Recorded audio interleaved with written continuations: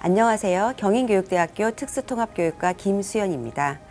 저는 오늘 비대면 수업에서의 실제감 형성 촉진 방법에 대해서 말씀드리도록 하겠습니다. 실제감이란 이론인 분야에서 제기된 개념으로 가상 공간에서의 학습을 설명하기 위해서 시작된 이론입니다.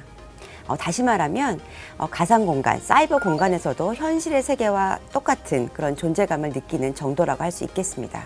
자, 이런 실제감이 왜 중요하냐면요. 실제감이 낮은 학생들은 그 교수학습 과정에서 중도에 쉽게 포기를 한다고 합니다.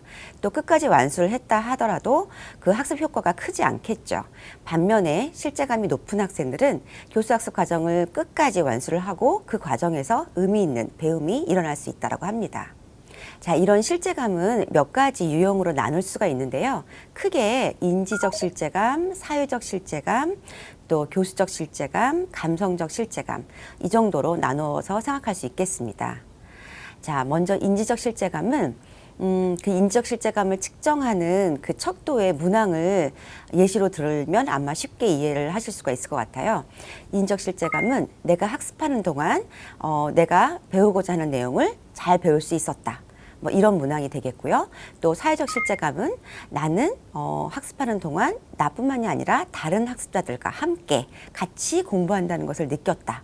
뭐 이런 것이 되겠고요.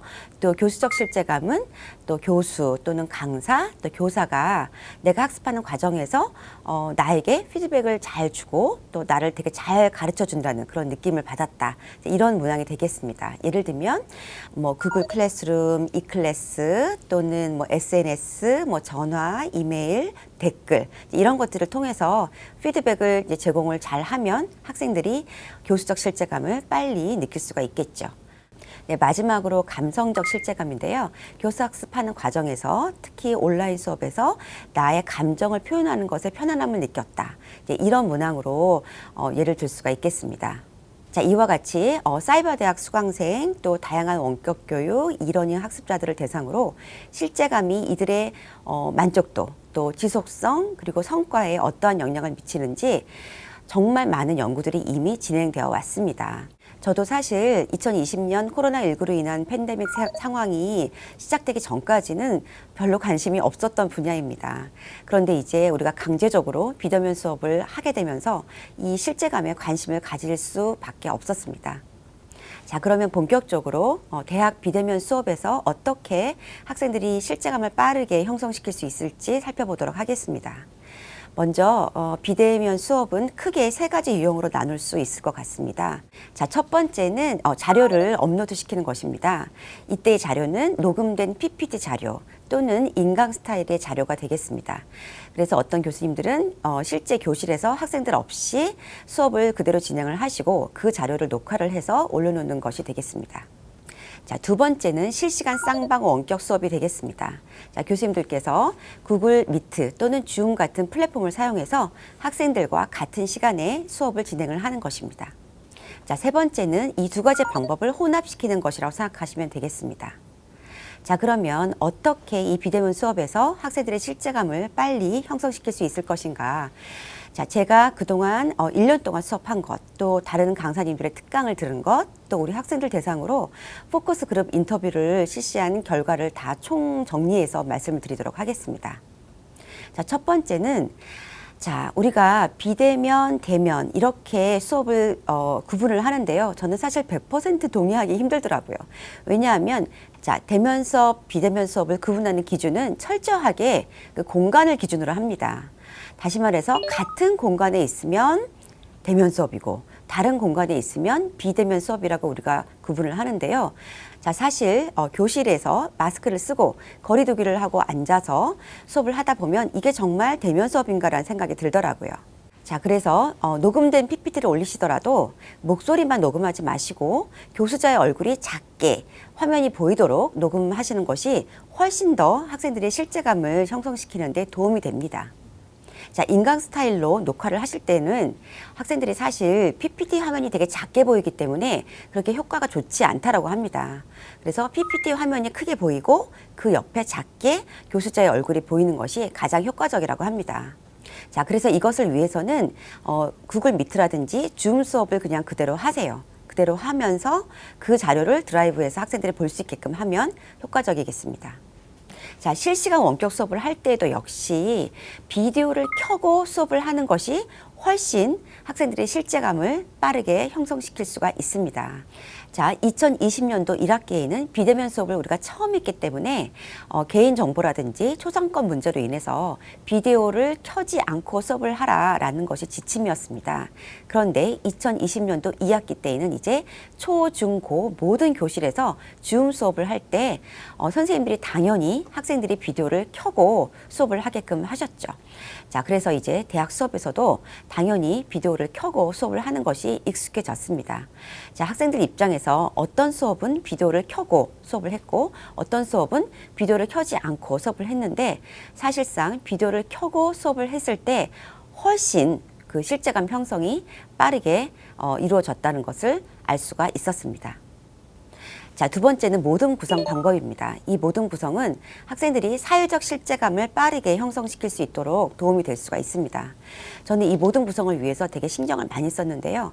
자, 교실에서 있을 때는 학생들끼리 여러 가지 방법으로 모둠을 스스로 구성을 하게 할 수 있습니다. 그런데 온라인 수업에서는 교수가 미리 모둠을 구성해서 알려주는 수밖에 없습니다. 저는 그래서 어떤 방법을 사용했냐면 학생들의 이름을 가지고 모둠을 구성을 했습니다. 제가 구성한 모둠의 이름은 최강영민, 또 우리은하, 또 영원무궁 정말 많이 있습니다. 예를 들면 자, 최강영민이라고 한다면 이름에 영자나 민자가 들어가는 학생들끼리 모아서 구성을 해주고 그 모둠을 최강영민이라고 지었습니다. 자, 이렇게 하는 방법이 되게 효과적인 이유는 뭐냐면 학생들 스스로 자기가 어떤 모둠에 속해 있는지 쉽게 알 수가 있죠. 또 우리 모둠에 어떤 친구가 있는지 빨리 알아차릴 수가 있습니다. 다시 말하면 이런 것이 바로 사회적 실제감을 형성하는 데 도움이 될 수가 있는 것이죠. 자, 세 번째는 모둠 토의 방법입니다. 모둠 토의를 통해서 학생들은 사회적 실제감을 형성시킬 수가 있겠죠. 자, 그런데 줌 같은 플랫폼은 소회의 기능이 따로 있고요. 또 구글 미트 같은 경우에는 교수자가 미리 소회의 방을 따로 링크를 만들어 줄 수도 있습니다.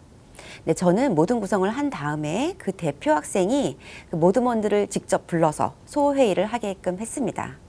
자, 이렇게 하면 좋은 이유가 뭐냐면 학생들이 충분히 토의를 마친 후에 교수자에게 단톡방을 통해서 알림을 합니다. 그러면 교수자가 다시 그 소회의에 들어가서 학생들에게 그 모둠별로 피드백을 제공할 수가 있습니다. 그러면 학생들이 교수적 실제감, 사회적 실제감, 또 인지적 실제감을 다 느낄 수가 있겠죠. 자, 네 번째는 개별 피드백 제공에 대해서 말씀드리도록 하겠습니다. 자, 구글 클래스룸 또는 이클래스 같은 플랫폼을 통해서 개별적으로 피드백을 제공하시는 것이 교수적 실제감을 빠르게 형성시킬 수 있는 좋은 방법이 되겠습니다. 자, 일단 댓글을 통해서 피드백을 제공할 수 있겠죠. 좀 더 개별적인 피드백을 제공하시려면 이메일이라든지 또 짧게 동영상을 찍어서 올린다든지 이런 걸 통해서 학생들이 교수적 실제감을 충분히 느낄 수가 있겠습니다. 자, 다섯 번째는 학생들의 자기주도적 학습 능력을 최대화시키는 수업입니다. 자, 3시간의 수업이라고 한다면 3시간 내내 실시간 원격 수업을 하는 것보다는 그 3시간을 이렇게 3가지로 나누어서 수업을 할 수가 있습니다. 첫 번째는 일단 교수자가 자료를 만들어서 업로드를 시킵니다. 그 자료를 반드시 학생들이 보고 와야만 수업을 진행을 할 수가 있습니다. 자, 두 번째 시간은 실시간 원격 수업을 하는 것입니다. 퀴즈를 본다든지 또 심화된 내용을 한다든지 학생들이 반드시 스스로 첫 번째 시간에 교수자가 올려놓은 자료를 보고서 와야만 수업이 될 수 있게끔 하고요.